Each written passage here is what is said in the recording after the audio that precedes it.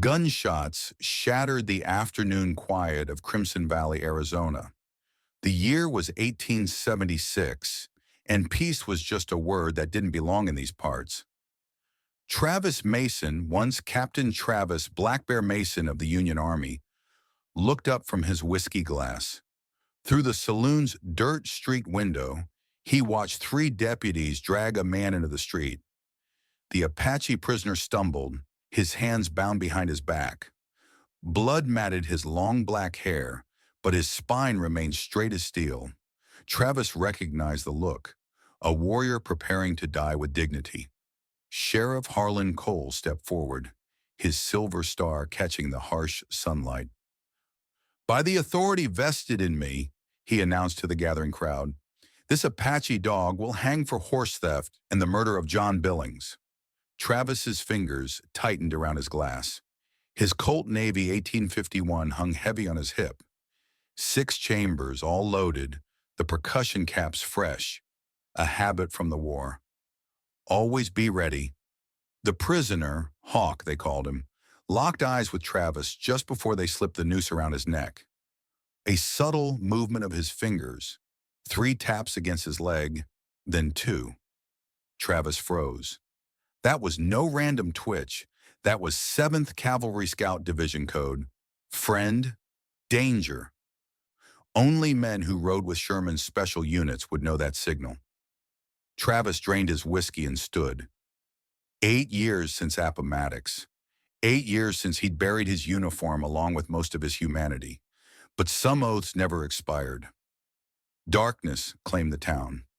Travis moved like a shadow along the hitching posts, the Winchester 73 slung across his back, oiled to silence just hours before. He'd counted the patrols, 2 deputies, predictable rounds, poor discipline. The Apache still hung from the gallows, seemingly lifeless. Most men would be. But Travis had seen men survive the noose before. If the drop wasn't clean, if the neck didn't snap outright. The first deputy fell without a sound, a knife across the throat, swift and terrible. The second never saw Travis coming. With the square clear, Travis climbed the gallows and pressed 2 fingers against the Apache's neck. A pulse, faint but steady. "Might be we both die tonight," Travis muttered as he cut the rope. "Wouldn't be the first time I've been to that dance." The Apache collapsed into his arms, surprisingly light. Travis carried him like battlefield wounded, slung over his shoulder in a fireman's carry. The moon ducked behind clouds as if ashamed to witness what had happened in Crimson Valley this night. Dawn broke over Travis's ranch, painting the weathered cabin in copper hues. Inside, the Apache stirred on the cot, throat bruised purple-black from the noose. "Water," Travis offered, holding out a tin cup. The Apache drank slowly, wincing with each swallow. When he spoke, his voice was a rasp of gravel. "Captain Mason, the Black Bear still lives." Travis stiffened. That name died at Petersburg. Yet here you stand. The Apache studied him with dark eyes. "I am 2 Hawks, though your people called me just Hawk. 11th Reconnaissance, attached to Sherman's right flank." Travis's jaw tightened.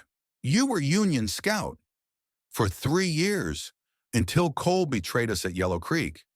The name hit Travis like a physical blow. "Lieutenant Harlan Cole? He was reported killed." Hawk's laugh was bitter as creek water in drought. "He traded information to Confederate irregulars. 15 men died in that ambush, all but me and him." Travis turned to the window, memories flooding back. Cole had been one of them. 7th Cavalry, Special Scout Division, men trained to operate behind enemy lines, to become ghosts. "When the war ended," Hawk continued, "Cole found new enemies to fight, new allies to betray. What's he planning? He's running guns to Red Blade's Apache band, but that's just cover." Hawk leaned forward, eyes intense. "He's also arming former Confederate soldiers, men who never surrendered. They're planning something big." Travis reached for the bottle on the table. "Why'd he hang you?" "Because I found his ledger. names, dates, weapon shipments. Hawk touched his throat gingerly. And because I saw him murder your wife 8 years ago. The bottle froze halfway to Travis's lips. Elizabeth, Cole feared you knew about Yellow Creek. Feared you'd talk. Her death was meant to look like random violence. Travis set the bottle down untouched. The room seemed suddenly too small, the air too thick. You have proof. His voice was steady, betraying none of the storm raging inside. I do, but it's in his warehouse at the edge of town. Travis walked to the far wall and knelt. He pried up 3 floorboards to reveal a hidden compartment. Inside lay the tools of his former trade. 2 Remington revolvers, boxes of ammunition, 3 hunting knives, and a sealed crate of dynamite salvaged from mining operations. Then I reckon we're going back to town. Crimson Valley slept, but the warehouse at its edge remained alive with activity. Travis and Hawk crouched behind stacked lumber, watching armed men load crates onto wagons. 4 guards, Travis whispered. 2 at the door, 2 on patrol.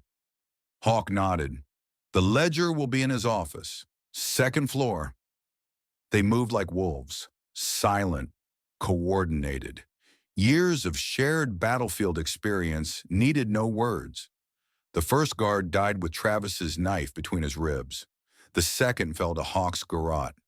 Inside, the warehouse smelled of gun oil and leather. Crates of Springfield rifles lined one wall, ammunition another. Enough firepower to arm a small army. The office lock yielded to Travis's pick in seconds. Inside, they found what they sought, a leather-bound ledger detailing every transaction, every name, every betrayal. But as Travis flipped through the pages, he found something worse. A map marked with settlements across 3 territories, and a date, July 4th, less than 2 weeks away. Independence Day, Travis breathed. They're planning coordinated attacks. Christ almighty. A floorboard creaked behind them. Well now, came Sheriff Cole's familiar drawl. Look who's back from the dead.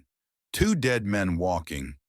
Cole stood in the doorway, revolver leveled at Travis's chest. 2 deputies flanked him, shotguns at the ready.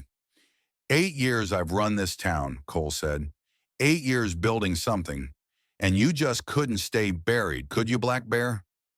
Travis's hand hovered near his holster. You betrayed everything we stood for. 15 men died because of you. Casualties of war. Nothing personal. Cole's smile never reached his eyes. Like your pretty wife. She was making noise, asking questions about your old unit. Couldn't have that. Something cold and deadly settled in Travis's chest. That was your mistake. You should have killed me first. I'm correcting that error now.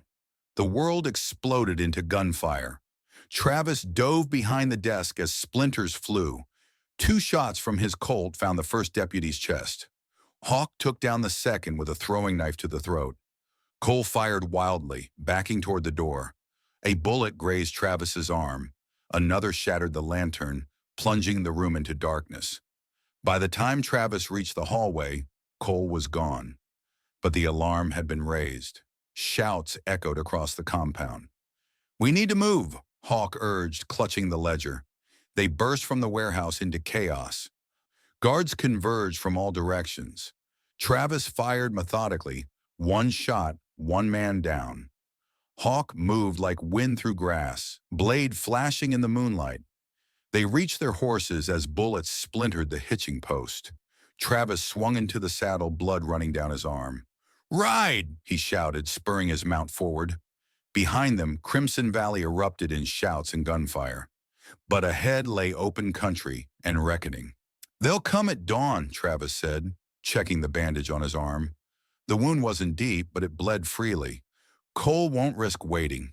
Not now that we have this. The ledger lay open on the table between them. Names of corrupt officials, army officers, territorial judges, Cole's insurance policy. Hawk stood by the window watching the eastern sky. How many men can he bring? 15, maybe 20. Travis began methodically loading cartridges into a bandolier. But we'll be ready. For the next hour, they transformed the modest ranch into a fortress. Dynamite charges placed at strategic points around the property, firing positions established with clear lines of sight. Travis's war experience guided every decision: angles of fire, fields of coverage, choke points. As first light touched the horizon, they took their positions. Travis behind a barricade of hay bales, Hawk in the stable loft with the Winchester. Just like Missionary Ridge, Travis muttered. The first riders appeared as crimson stains against the dawn. 15 men, spread wide in attack formation. Cole rode at their center, his badge catching the morning light. "Travis Mason," Cole's voice carried across the yard. "Send out the Apache and the Ledger, and I'll let you live." Travis's answer was a single rifle shot that kicked up dust at Cole's horse's hooves. "Have it your way," Cole shouted. He raised his arm and dropped it in a sharp motion. The attack came like a storm. Riders charged from three directions, guns blazing. Travis waited until they crossed his first marker, an old fence post 50 yards out, then pulled the detonator. The earth erupted. 2 riders vanished in the explosion. 3 more were thrown as their horses panicked. The survivors scattered, seeking cover. Travis fired methodically, each shot finding its mark. From the stable, Hawk's rifle cracked in perfect rhythm, a deadly duet they'd performed before on distant battlefields. For 20 minutes, they held the attackers at bay. But Cole's men were no green recruits. They advanced in coordinated rushes, gaining ground with each push. A bullet splintered the wood beside Travis's head. Another grazed his thigh. He was running low on ammunition, the bandolier half empty. "Fall back to the house!" he shouted to Hawk. They retreated inside just as riders reached the outer yard. Travis barred the door, moving to a window position. 8 down, Hawk reported, reloading the Winchester. 7 still coming. Cole? Still out there, directing from the back. Travis nodded grimly. Coward always did send others to die first. The attack on the house came swift and coordinated. Bullets shattered windows and punched through walls. Travis and Hawk returned fire from prepared positions, making each shot count. But they were outgunned and outmanned. It was only a matter of time. The south wall, Travis decided.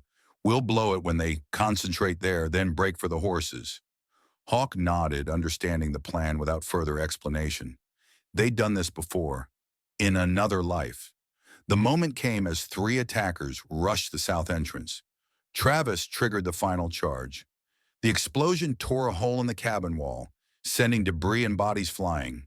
Through smoke and chaos, they charged, guns blazing, running for the stables. A bullet caught Hawk in the side. He stumbled but kept moving. Travis fired his last rounds, covering their retreat. They reached the horses as flames began to consume the cabin. Hawk's breath came in ragged gasps, blood soaking his shirt. "Go," he urged Travis. "Get the Ledger to Fort Williams. General Howard will know what to do." "Not without you." A shot rang out. Travis's horse screamed and collapsed. Behind them, Cole emerged from the smoke, revolver raised. "End of the trail, Black Bear." Travis pushed Hawk toward the remaining horse. "Ride." But Hawk shook his head, pressing something into Travis's hand, a small leather pouch on a cord. "My spirit stone." "Finish this." Cole fired again. The bullet caught Hawk in the chest. He fell without a sound. Travis dove behind the water trough as more bullets splintered wood around him. His revolver was empty. Cole's men closed in, 3 remaining, plus Cole himself. "You know what I did to your wife?" Cole called out. "She begged like a dog before I cut her throat." Travis clutched the spirit stone, rage burning white-hot in his chest. "And your Apache friend, I ordered his entire village burned. Women, children, all of them. Just business." Something snapped inside Travis. He drew his hunting knife and charged. The first man went down with the blade buried in his chest. The second fired and missed. Travis's fist shattered his jaw, sending teeth flying. The third got off 2 shots. One grazed Travis's temple, the other missed entirely. Travis broke his arm at the elbow, then his neck with a savage twist. And then there was only Cole. The sheriff fired his last round. The bullet tore through Travis's shoulder, spinning him around. But it didn't stop him. Nothing could stop him now. They crashed together in the dirt, rolling through blood and dust. Cole was younger, faster, but Travis fought with the fury of 8 years of bottled grief. Cole's hands found Travis's throat, squeezing. "Should have killed you years ago," he gasped. Travis's vision dimmed. His hand groped blindly in the dirt, finding a shard of broken glass. With the last of his strength, he drove it up under Cole's ribs. Cole's eyes widened in surprise. "You always were the best of us," he wheezed. Then the light faded from his eyes. Travis rolled the body off him and lay staring at the sky, blood pooling beneath him. The ledger was tucked safely in his coat. Evidence enough to bring down Cole's entire operation. Somehow he managed to stand. He gathered Hawk's body, laying him across the remaining horse. With ledger in hand, Travis began the long walk toward Fort Williams. Behind him, his ranch burned against the morning sky. A funeral pyre for 8 years of self-imposed exile. 3 days later, federal marshals rode into Crimson Valley with warrants for every name in Cole's ledger. A circuit judge arrived from Tucson. Justice, long delayed, finally arrived. Travis buried Hawk on the highest hill overlooking the valley, marking the grave with stones in the Apache tradition. He placed the spirit stone at the center. When the territorial governor offered him a marshal's badge, Travis declined. "I've buried enough ghosts," he said. He rode out the next morning heading west, the Winchester rifle across his back, Hawk's knife on his belt, and his old 7th Cavalry insignia pinned inside his coat. Reminders of oaths kept and debts paid. At the crossroads, Travis paused. Word had reached him of trouble in a mining town called Redemption. Former soldiers terrorizing settlers, a familiar pattern. Some wars never truly ended. Some warriors never found peace. Travis Mason adjusted his hat against the setting sun and rode toward the horizon, the last warrior of Crimson Valley answering one final call. The West wasn't won with words, but with blood and iron. And sometimes, justice wore no badge, just the haunted eyes of men who'd seen too much and could never forget.